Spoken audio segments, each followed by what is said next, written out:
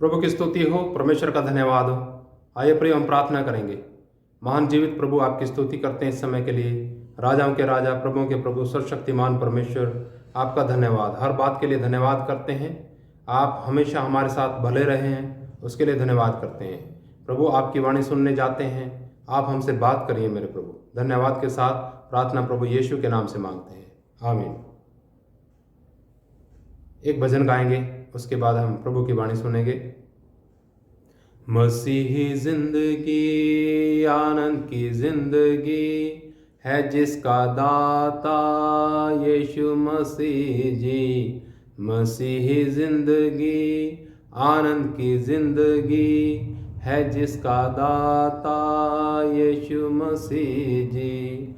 चाहे कष्ट आए चाहे नष्ट होवे, यीशु है मेरा हमेशा साथी। चाहे कष्ट आए चाहे नष्ट होवे, यीशु है मेरा हमेशा साथी। मसीही जिंदगी आनंद की जिंदगी है, जिसका दाता यीशु मसीह जी। हालेलुया। आइए हम प्रभु की वाणी में चलेंगे और हम वचन पढ़ेंगे। 2 कुरिन्थियों 4 अध्याय 16 वचन। यहाँ पर इस प्रकार लिखा है, इसलिए हम हियाव नहीं छोड़ते, यद्यपि हमारा बाहरी मनुष्य तब नष्ट होता जाता है, तो भी हमारा भीतरी मनुष्य तब दिन प्रतिदिन नया होता जाता है। इस वचन में प्रिय 2 मनुष्यत्व का जिक्र है, एक बाहरी एक भीतरी। प्रभु का दास कहता है हम हियाव नहीं छोड़ते, क्योंकि हमारा बाहरी मनुष्यत्व तो नष्ट होता जाता है। ये निश्चित है कि बाहरी मनुष्यत्व ने एक दिन समाप्त हो जाना है। ये बीमारियों के जरिए से, मौसम के जरिए से, कठिनाइयों के जरिए से, परेशानियों के जरिए से, संघर्ष के जरिए से एक दिन बाहरी मनुष्यत्व ने नष्ट हो ही जाना है। लेकिन भीतरी मनुष्यत्व को प्रतिदिन नए कैसे होना है, ये विचार हमने करना है। पहला सवाल यही है हम सबसे, क्या हमारे अंदर आत्मा में भीतरी मनुष्यत्व है? प्रिय, उस भीतरी मनुष्यत्व की एक पहचान है, वो है प्रभु के वचन के लिए भूख लगती है क्या? संगति करने की चाहत होती है क्या? प्रभु के चरणों में बैठने का मन करता है क्या? अगर इस प्रकार से आपका है तो समझिए भीतरी मनुष्यत्व है। और वो भीतरी मनुष्यत्व जब ही शांत होगा, जब ही तसल्ली मिलेगी उसे, जब उसको कुछ खाने को मिले। उसके खाने के लिए प्रभु जी ने इंतजाम किया है, वो हम देखेंगे प्रभु के वचन में। यूहन्ना रचित सुसमाचार उसका 6 अध्याय 32 से लेकर के 35 तक वहां इस प्रकार लिखा है। मैं पढ़ना चाहूंगा आप सबके लिए, हम सबके लिए।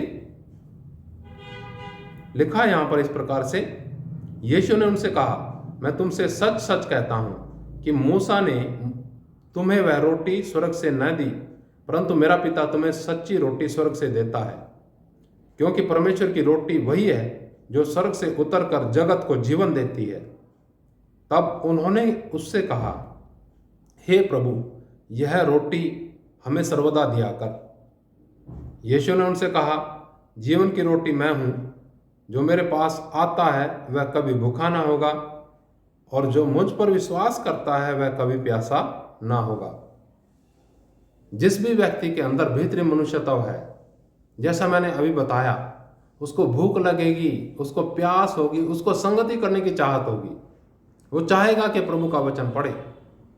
जब तक वह प्रभु का वचन ना खाएगा, ना आत्मा में संगति करेगा प्रभु के साथ, तब तक वो शांत नहीं होगा। एक रोटी वो है जो हमारे बाहरी मनुष्यत्व के लिए चाहिए। उसे खाने के बाद क्या होता है? उस रोटी को खाने के बाद मनुष्य हमेशा जीवित नहीं रहेगा। चाहे जितने खाना खाएं, जितना अच्छे से अच्छा खाना खाएं, अच्छे से अच्छा पहने, फिर भी बाहरी मनुष्यत्व एक दिन मृत हो जाएगा, मर जाएगा। लेकिन जो इस रोटी को खाएगा वो कभी मरेगा नहीं, वो हमेशा तक सर्वशक्तिमान परमेश्वर के साथ निवास करेगा, आनंद में परमेश्वर के साथ रहेगा हमेशा तक के लिए, अनंत काल परमेश्वर के साथ गुजारेगा। लेकिन वही जिसके अंदर भीतरी मनुष्यत्व है, वो जो प्रतिदिन प्रभु के वचन को खाता है, उस वाणी को खाता है जो अविनाशी है, जो प्योर है, जो शुद्ध है। लेकिन आज संसार के अंदर दुनिया सेवकों द्वारा खींची जा रही है, चिन्हों के कारण, चमत्कारों के कारण। प्रिय, चिन्ह चमत्कार प्रभु का वचन कहता है परमेश्वर के वचन को प्रमाणित करने के लिए हैं। बेशक प्रभु जी ने किए हैं चिन्ह चमत्कार, आज भी करता है चिन्ह चमत्कार। लेकिन जब प्रभु जी ने स्वर्गीय वाणी, स्वर्गीय रोटी का जिक्र किया तो कितने लोग ठहरे उधर? आप पढ़ लीजिएगा पूरा अध्याय। ज्यादातर लोग चले गए, 12 लोग बचे सिर्फ उस समय, जिस समय स्वर्गीय रोटी का जिक्र हुआ। आज भी इस वाणी को, इस वचन को कितना सुनना चाहेंगे? बहुत कम। वही लोग जो गंभीर हैं, वही लोग जो चाहते हैं आत्मा में बढ़े। लेकिन जो संसार और संसारिकता में बढ़ना चाहते हैं, उनके लिए ये वचन नहीं है। भीड़ों में घूमते फिरते रहते हैं, इधर उधर धक्के खाते फिरते रहते हैं। लेकिन प्रभु कहते हैं कि जो इस रोटी को खाएगा वो कभी भूखा ना होगा, जो मुझ पर विश्वास करेगा वो कभी प्यासा ना होगा। उसकी पूरी प्यास, उसकी पूरी भूख संपूर्ण हो जाएगी, समाप्त हो जाएगी। आत्मिक भूख, भटकना समाप्त हो जाएगा। वो एक सही रास्ते पर आ जाएगा, और सही रास्ते पर जब चलेगा, प्रतिदिन खुराक खाएगा, तो मंजिल तक एक दिन पहुंच ही जाएगा। प्रभु की स्तुति हो। परमेश्वर का धन्यवाद करते हैं हम सब ने उसी वचन के लिए जो स्वर्ग से उतरा है, वही रोटी के लिए जो स्वर्ग से उतरी है, जो हमारी भीतरी मनुष्यता को मजबूत करती है, उसके लिए दुआ करनी है। प्रभु हमें ये रोटी प्रतिदिन दे। जब हम प्रभु की वाणी में देखते हैं, प्रभु जी ने अपने चेलों को प्रार्थना करना सिखाया। वहां लिखा है, प्रभु जी ने बोला ऐसे प्रार्थना किया करो कि हे पिता, आज की रोटी आज हमें दे। बहुत से लोग उस रोटी को क्या समझते हैं? ये संसारिक और भौतिक रोटी। संसारिक और भौतिक रोटी जो उससे नहीं मांगते उन्हें भी मिलती है। लेकिन ये रोटी मैं सोचता हूं स्वर्गीय रोटी का जिक्र है, जो स्वर्ग से उतरी।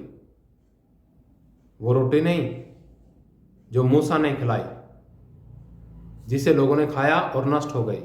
लेकिन ये वो रोटी है जो स्वर्ग से उतरी है, यानी अविनाशी बीज जो नाजिल हुआ, जो प्रकट हुआ यीशु मसीह के रूप में, देहधारी हुआ, वो है जो हमारे आत्मा को तृप्त करता है। तो प्रियो, आइए हम प्रार्थना करेंगे और हम यही प्रार्थना करें कि प्रभु ये रोटी दे हमें जो स्वर्ग से उतरी है, जो हमारे भीतरी मनुष्यत्व को बढ़ाती है, जिससे क्या मिलेगा? जीवन मिलेगा। वो जीवन मिलेगा जो कभी नष्ट नहीं होगा। प्रभु की स्तुति हो। आइए हम आंखें बंद करें, प्रार्थना करेंगे। महान जीवित परमेश्वर, आपकी स्तुति करते हैं, एक बार फिर आपके चरणों में आते हैं। हम दुआ करते हैं कि भाई बहन के लिए, बच्चे बुजुर्ग नौजवान के लिए जो आपकी वाणी सुनते हैं, प्रभु जी आत्मा में बढ़ने पाए। प्यारे प्रभु, हर एक के अंदर भीतरी मनुष्यत्व हो मेरे प्रभु। प्यारे परमेश्वर, कोई भी आत्मा नष्ट ना होने पाए जो वाणी सुनती है, जो आपके वचनों को सुनती है, लेकिन आपके समानता और स्वरूप में ढलने पाए। धन्यवाद मेरे प्रभु। धन्यवाद के साथ प्रार्थना प्रभु यीशु के नाम से मांगते हैं, आमीन। जय मसीह की। नमस्कार।